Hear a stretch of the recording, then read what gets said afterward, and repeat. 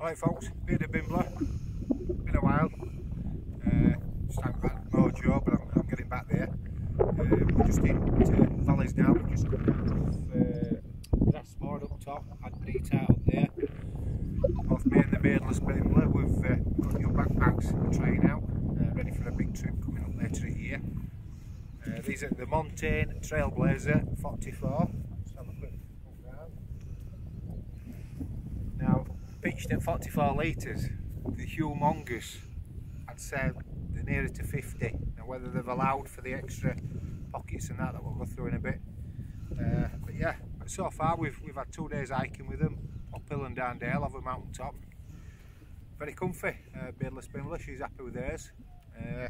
Try to throw some of the features. As you can see at the minute, I'm connected up with my Fenix. In fact, I can stop that.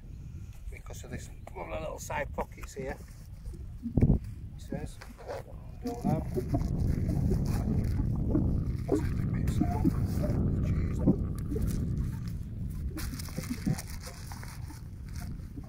We can disconnect that for a minute. Just bear with me.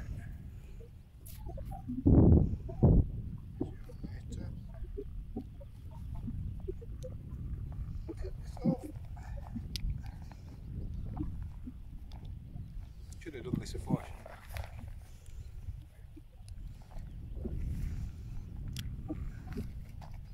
Oh well, stuff it will manage. We'll manage. So yeah, took that back. So I'll show you these pockets in more detail in a moment. Quite easily accessible, as you don't have midge net string on that. And you can see I've got my walking poles here. These are nice little features. Quite easy, like all else with a new pack, but a nice way you can either have them hanging like that, dangling, or you can have it supported. You can do a little bit of fast packing with it. But yeah, they're a nice little feature. So there's some of your front and side pole holders. You don't use poles, just tuck them out of the way. But they're also part of your adjustment for your vest. So this is a racing style vest, so you can tuck them down easy enough. Again, nice and accessible. Tip front, very elasticy. See that? So nice and breathes. Helps the chest expand as you're working a bit harder. On sides here we've got a nice zip pocket. That'll hold a 500ml water bottle, which is now empty, or whatever else you want to put in there. I've utilised, they've got like a bungee clip in here that's adjustable. That's actually meant to come through a hole at the side, and you can put something else there. I don't know what they had in mind with that, because there isn't on other sides, so it's not like you can put your poles there and down. So Montane, it might have been an idea to make them universal, you know, and have one on each side, and then folks got a bit more options. This pocket again, zipped, nice little stretchy side panel. That'll swallow up for example a Samsung S10 Plus, or like what you're filming this one now, a Hawaii P30 Pro, or you can have whatever else obviously. You could have another water bottle in there if you wanted. Hip. So hip.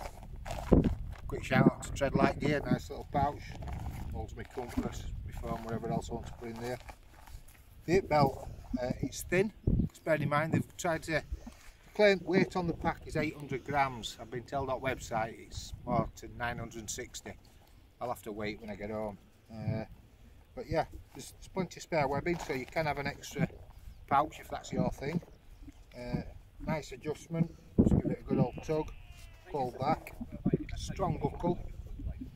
So I won't clip that now. Here we've got your chest straps, these glove friendly pulls, so you can pull them off, and then just again you bob them on. It's a solid plastic plate, you get a nice clunking sound. when you fasten it on. It's alright, nice bit of support. So yeah, we'll take it back off and then I'll go through some other features.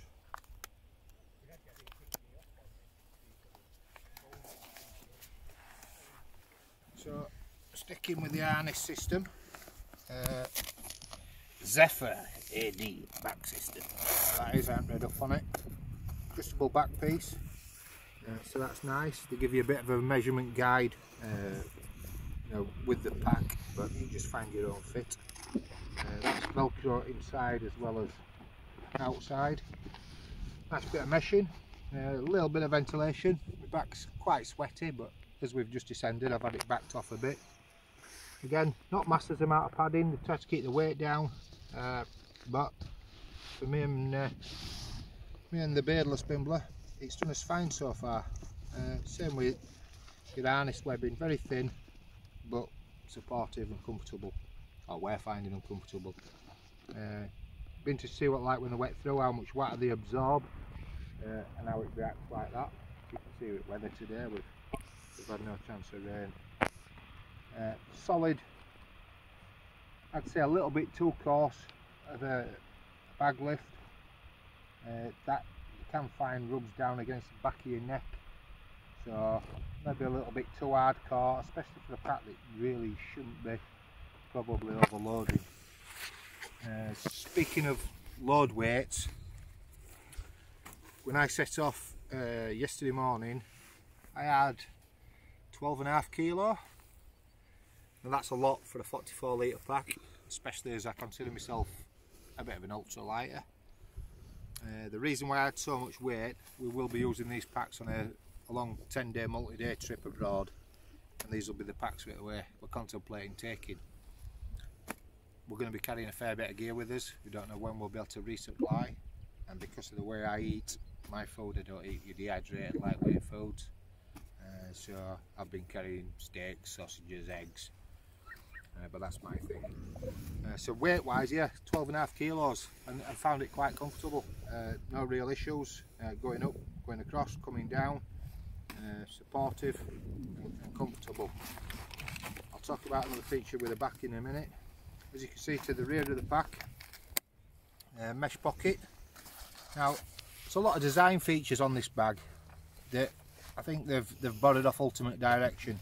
As you'll see in my other videos, I'm a bit of an Ultimate Direction fast pack fan. I moved down from the 35 litre and I used 20 litres for my overnight. So very similar design, nice stretchy mesh, as seen that's on a lot of ultralight packs these days. Great for just putting your waterproofs in, or in my case my eggs, got my foil blanket. I'll talk about this while we're on Montane if you're listening.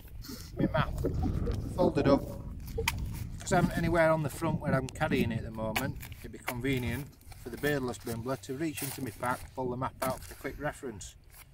Now as I stuffed it in that format, I didn't stuff it down behind the rest of the contents, I stuffed it down the front. Now I'm not going to do it again, but if you can just focus in on there, love, it tore that little hole, and that's just from the corners of an OS map, and it's not even a brand spanking new one. It's not over hard. Granted, I lifted it out and I pushed it like that and it caught, you can see.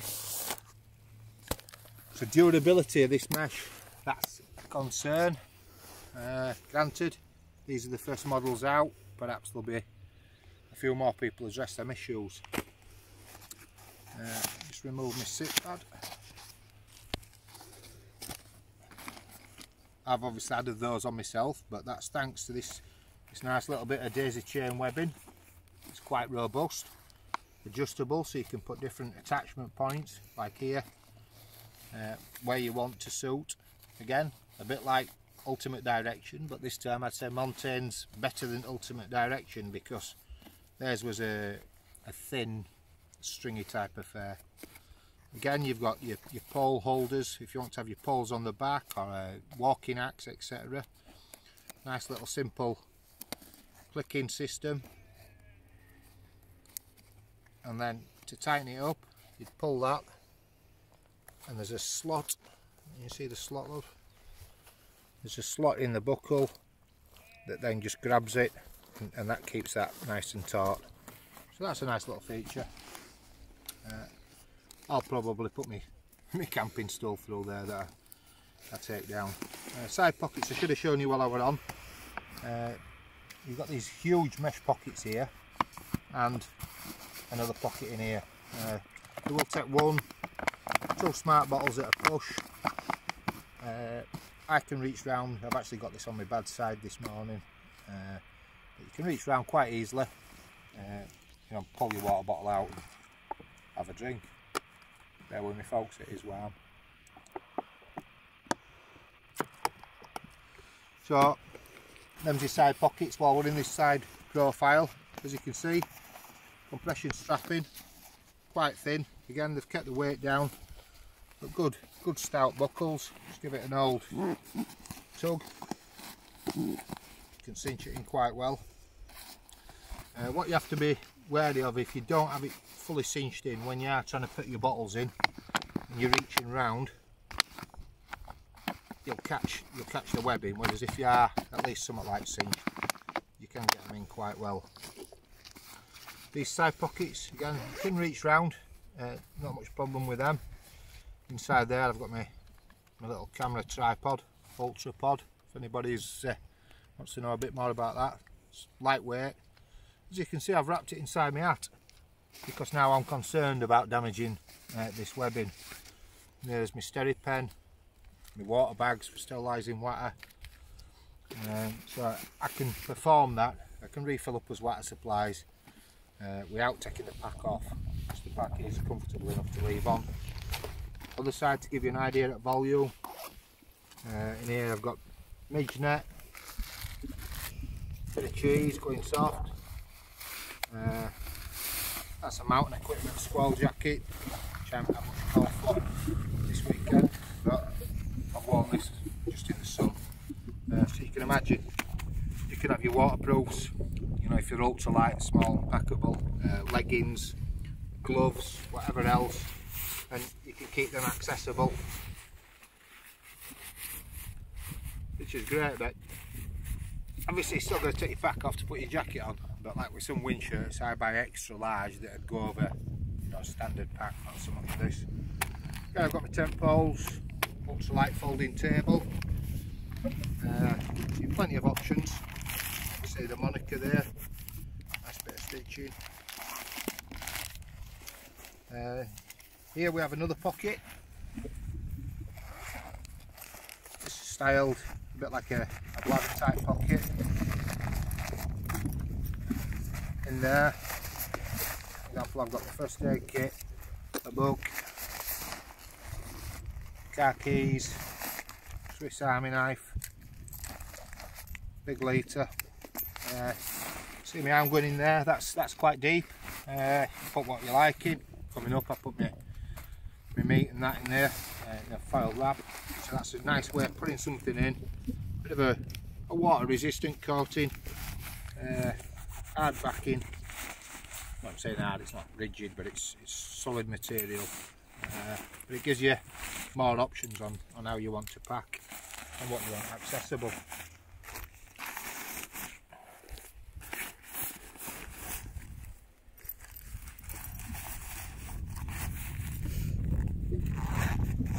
Now to the lid fastening system, as you can see here, that's another form of compression. You can tighten down if you're going to have it fastened that way.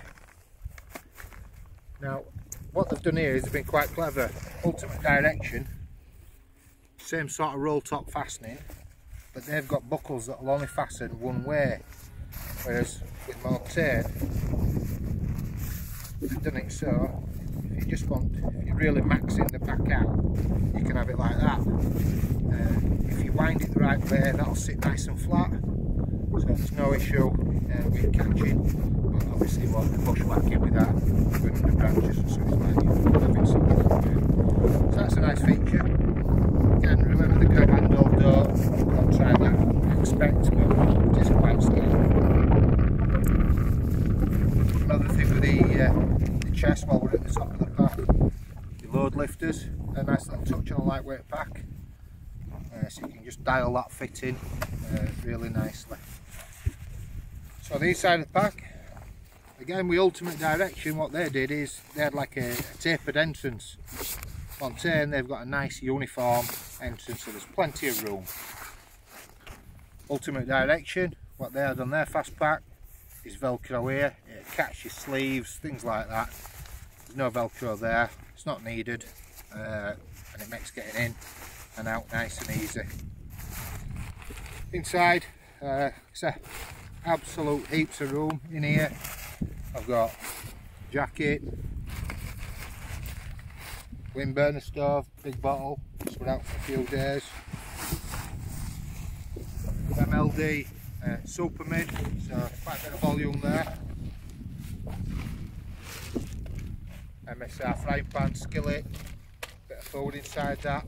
It's the wind burner one, so again quite bulky. 10 pegs. Pump pillar for my X-bed. Waterproof jacket. Don't need that anywhere near outside today, or yesterday, or tomorrow, not with weather.